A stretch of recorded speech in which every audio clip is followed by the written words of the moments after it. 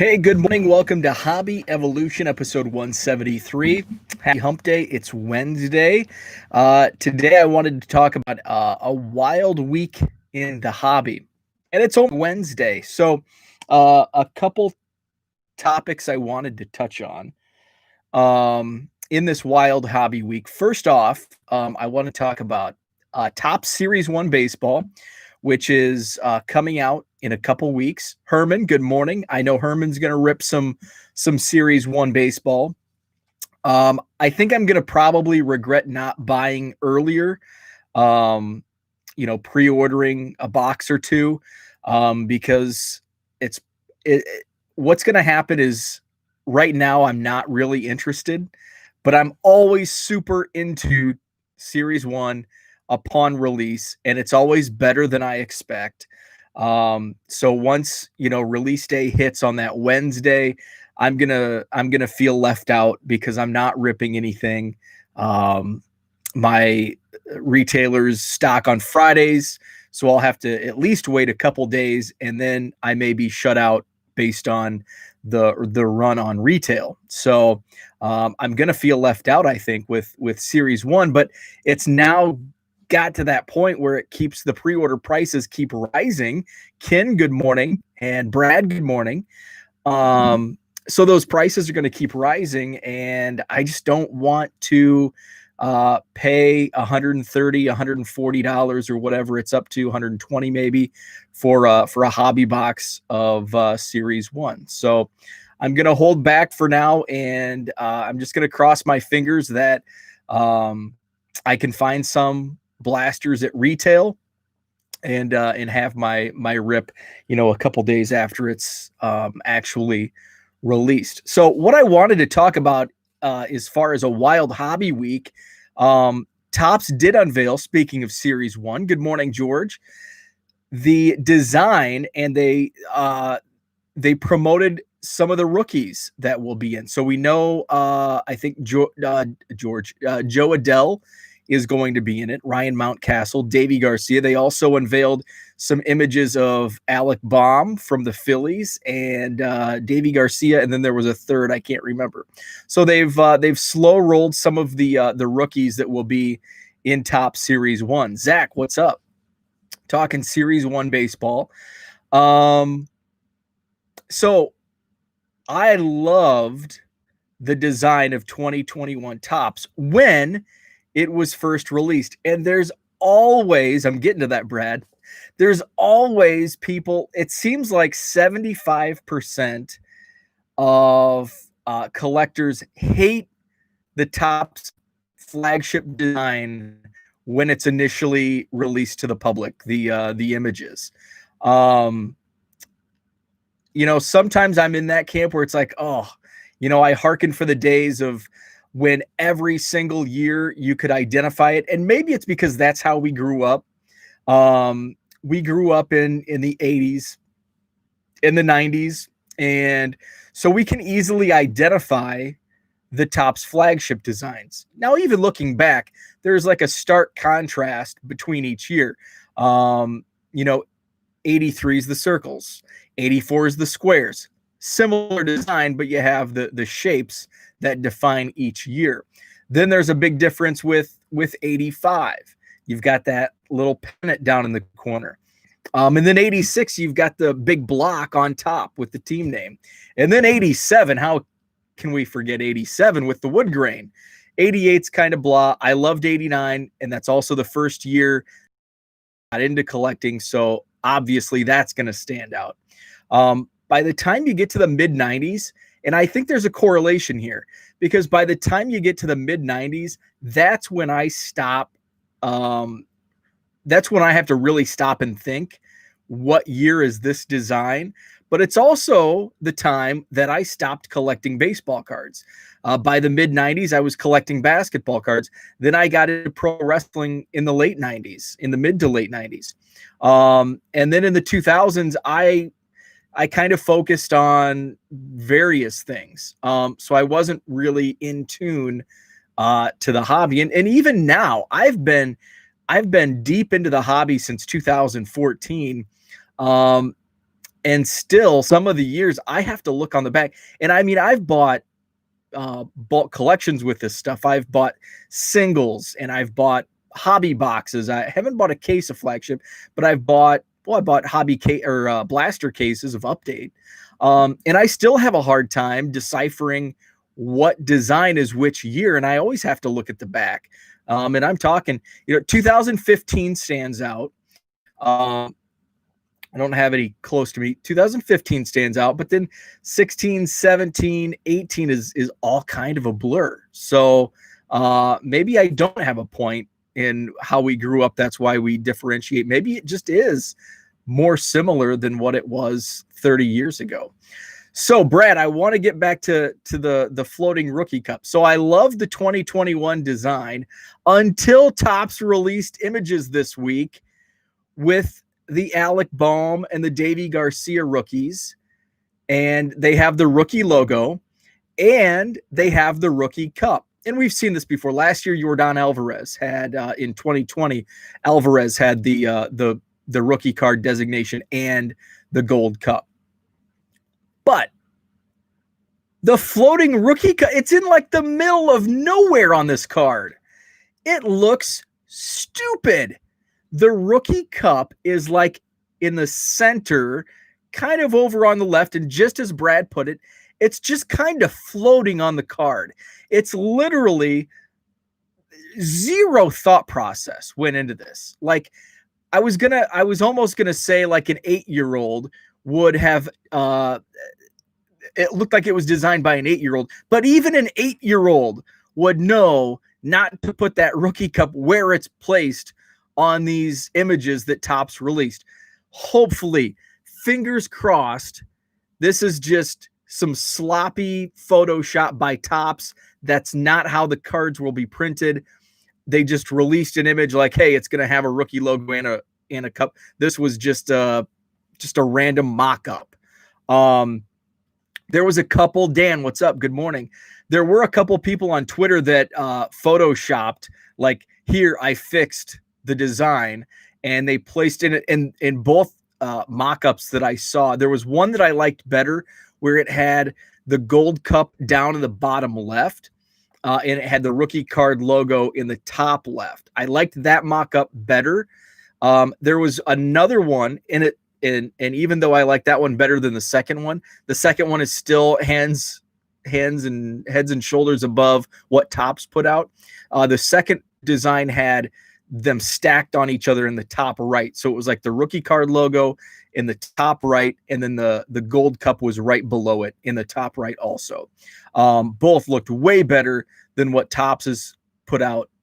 So hopefully they're not printing these with the gold cup just floating in the center of these cards. It looks awful. And I hate ragging on Topps designs because I am like the worst graphic designer. Like I took some graphic design courses in college, and fortunately I had a buddy who was like a professional graphic designer that was just taking classes because his work paid for him.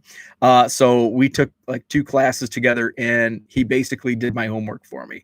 I have zero graphic design. So I feel that ragging on Topps and professionals is beneath me. Like I shouldn't be doing that. But at the same time, like you could have a panel of 5-year-olds and they would place these logos in better places than what Topps has put these out. Ken says Topps doesn't hire quote card people. And that's probably true, especially with some of their social media lack of communication. And some of the responses that I've heard are pretty ridiculous. But even so, like even if it's not a card person, like just any bum off the street could say that looks dumb. Why is that gold cup floating in the middle of the card? Zach says 88 is great. Dan says 88 is the worst. I'm more on Dan's side. But I think part of me is thinks 88 is the worst because it's got like the worst rookie crop. Like the only rookie really, 88 Tops is not known for anything other than there's a Tom Glavine rookie.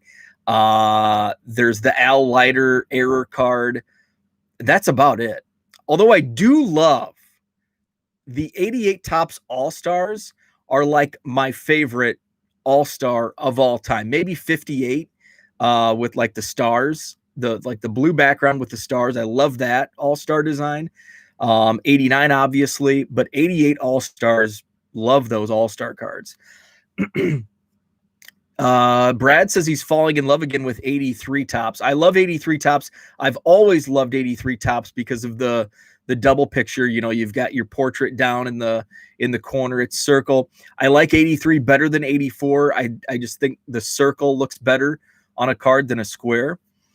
Zach says I saw someone out the Gold Cup over a guy's privates as a joke. Yeah, I did. I saw that, and I think he put a couple different he placed them. One was the Gold Cup was over the guy's face. One was on the privates. 83 Tops Fisk. Dan loves graphic design. 85 Fleer All-Stars are sweet. I'd have to go back and look at images. I don't recall off the top of my head 85 Fleer. So that was Wild Week Part 1 was the floating rookie Gold Cups on the 2021 Tops design. Part 2 of a Wild Week in the hobby, and this is just okay. Tops design, like that's it's pretty weak. I wouldn't say it's wild. What's wild, and Ken, I'm sorry, you might have to put your earbuds in because I'm going to talk about NBA Top Shot, and I have no idea what NBA Top Shot is. I'm just kind of following some threads in social media, and I still don't understand what it is. It's not something that I'll be buying into. Now, I do buy crypto by Felicia.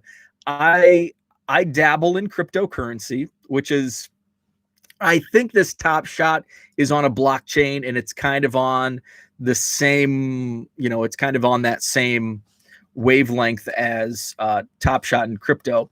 I dabble in crypto, but I understand it, and kind of not really. I don't really understand it, but I follow the trends and the charts. And once you do that, it's so volatile that it's easy to trade, and you can kind of tell when a peak and a is coming. Now, I can't predict it because I thought Bitcoin was going to peak at 25,000 before receding, and it blew through that and it hit 40K. It started diving back. It started receding back to, so I sold at like 36K. But I only sold my profit, so I'm still holding some. And it hit like 41K. And then it started receding back all the way to 32K. And I'm thinking, okay, it's gonna recede all the way back to like 20. It's gonna correct. And it hit like 31, 32K, and then it bounced back up, and it's in the 36, 37K. So you can sometimes see that, and this is all within the last couple of weeks. So you can jump in almost at any time. And if you're actively watching trends, you can jump in, jump out. NBA Top Shot, I have no idea what's going on. I've looked into it a little bit. I saw one guy post that so he said he was offered like 200 or 113,000 for his portfolio of NBA Top Shot. $113,000. Okay. And you own some rights to a video or some shit. That's basically what it is.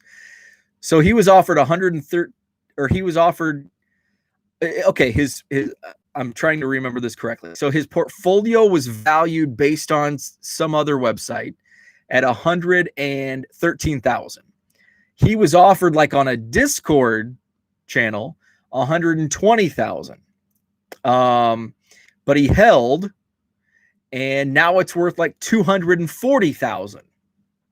Okay, I'd be selling right now.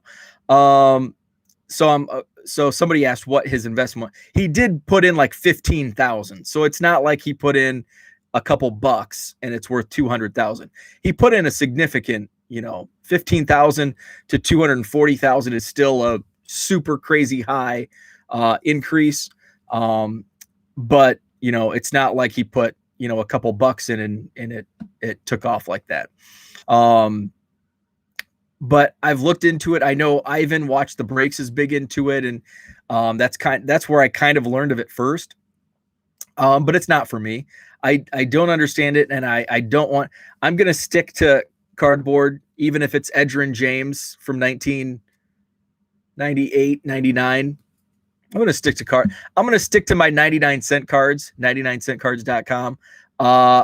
I don't want to dabble in the crypto version of trading cards or videos or some shit, as George put it.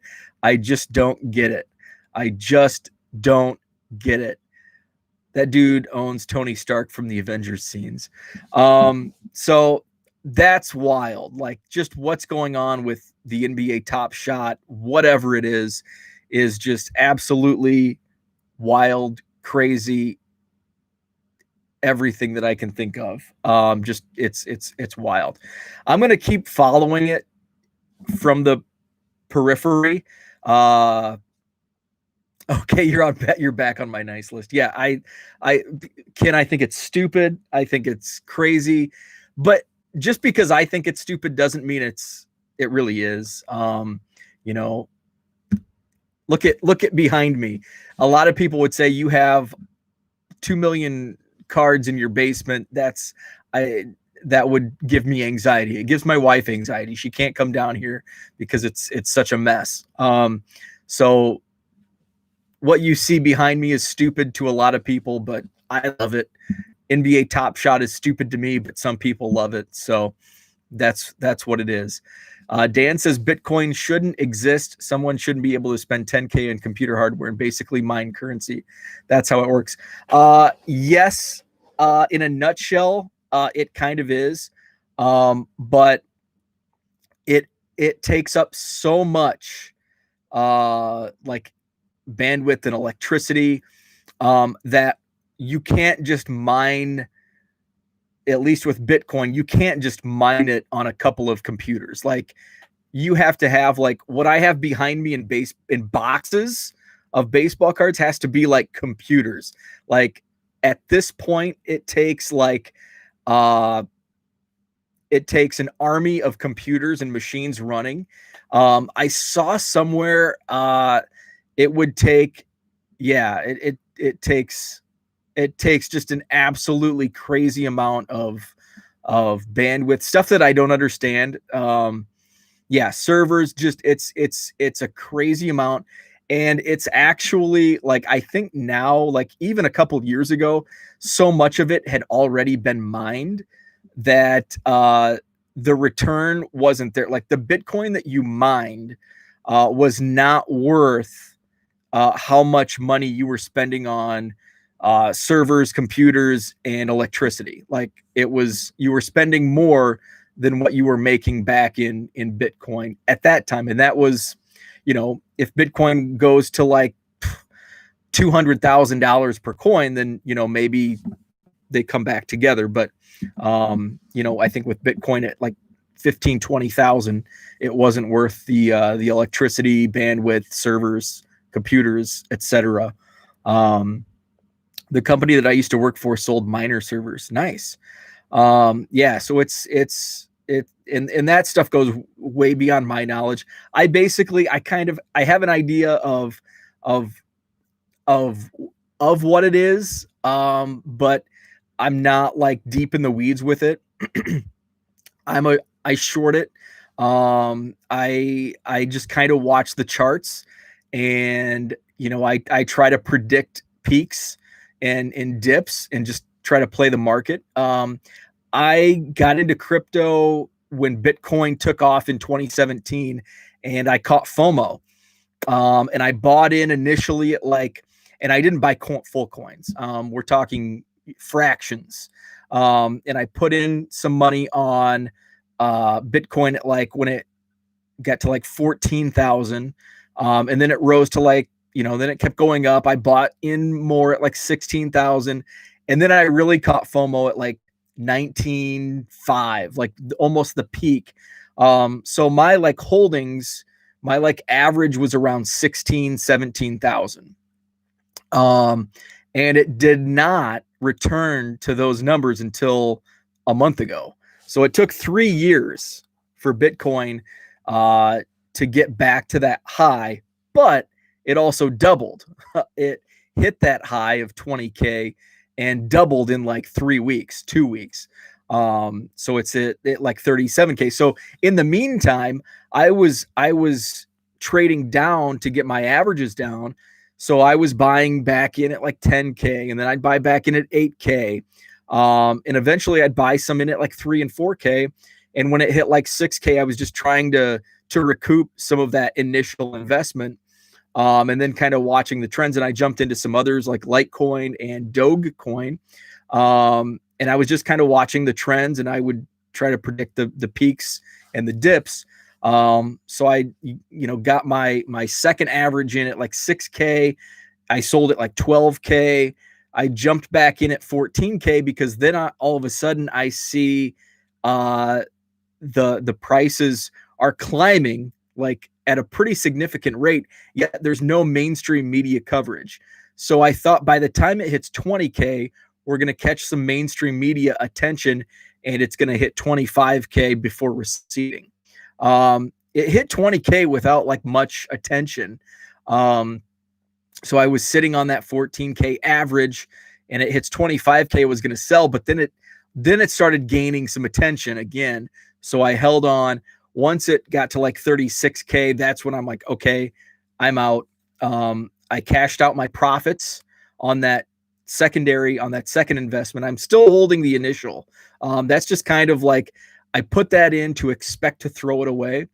So I cashed out the profits on the second investment. So I'm still holding a small amount.